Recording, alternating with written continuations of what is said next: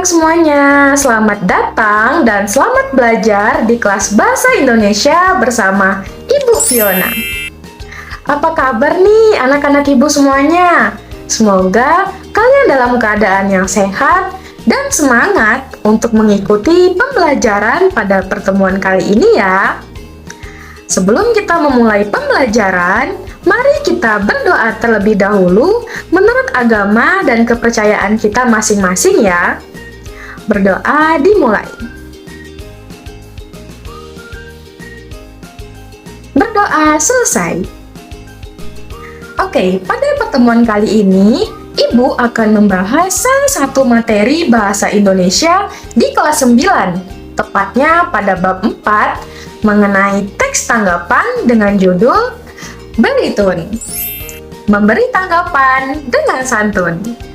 Nah, tentunya anak-anak ibu semuanya tidak asing ya mendengar kalimat memberi tanggapan, karena pada pertemuan sebelumnya pun kita telah membahas materi mengenai teks eksposisi yang berisi pendapat mengenai suatu hal. Nah, kegiatan memberi pendapat inilah yang merupakan bentuk dari memberi tanggapan. Nah, sebelum kita masuk ke materi, adapun kompetensi dasar yang harus dicapai pada pertemuan kali ini ialah KD 3.7. Yang artinya, setelah mempelajari materi pada pertemuan kali ini, anak-anak ibu sekalian diharapkan untuk dapat mengidentifikasi informasi pada teks tanggapan.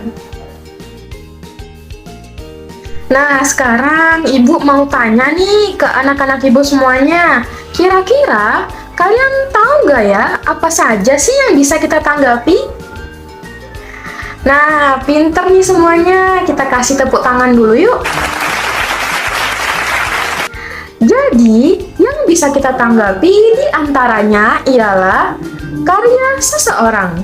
Contohnya seperti lukisan, ucapan atau perbuatan orang lain, fenomena sosial yang terjadi di masyarakat, maupun fenomena yang terjadi di lingkungan sekitar kita loh. Nah, sekarang coba kalian amati gambar yang telah ibu tampilkan ya. Kira-kira apa sih yang kalian lihat dari gambar tersebut? Yap, betul sekali. Gambar tersebut menampilkan anak di bawah umur yang sedang mengendarai sepeda motor sambil bonceng 3. Nah, hal ini tidak boleh dicontoh ya anak-anakku semuanya. Namun, yang menjadi pertanyaan, apakah peristiwa tersebut bisa dijadikan teks tanggapan? Ya, tentu saja bisa dong. Nah, untuk melihat bagaimana teks tanggapan dari peristiwa tersebut, yuk kita ke slide berikutnya. Nah, berikut contoh dari teks tanggapan berjudul Kesadaran Publik atas Keselamatan Berkendara. Silakan diamati dan dibaca dengan seksama ya anak-anak.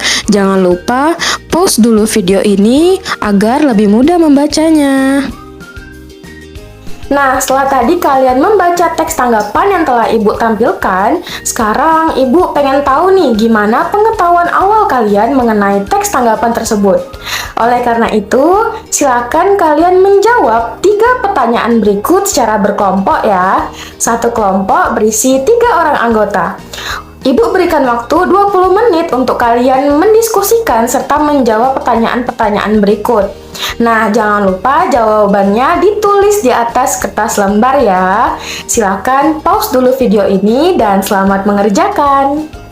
2 hours later. Oke, setelah tadi kalian sudah menjawab semua pertanyaannya, sekarang silakan tiap-tiap perwakilan kelompok untuk memfoto dan mengirimkan jawaban ke Google Form yang telah ibu buat ya, dengan cara scan QR Code berikut, atau bisa juga dengan langsung menekan tautan yang tersedia ya.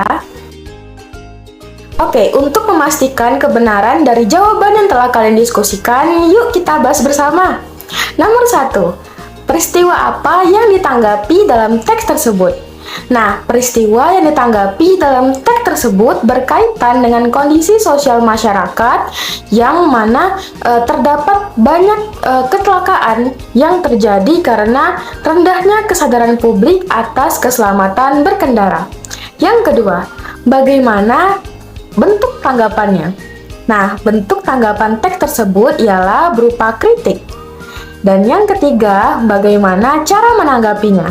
Nah, cara menanggapinya ialah dengan memberikan tanggapan yang bersifat objektif, artinya sesuai dengan kenyataan yang ada dan disertai dengan fakta dan data. Nah, selanjutnya ialah harus bersifat logis, disertai saran yang membangun, dan yang terpenting ialah harus sopan. Nah, setelah tadi kalian sudah mengamati, mendiskusikan, serta menjawab pertanyaan-pertanyaan mengenai teks tanggapan.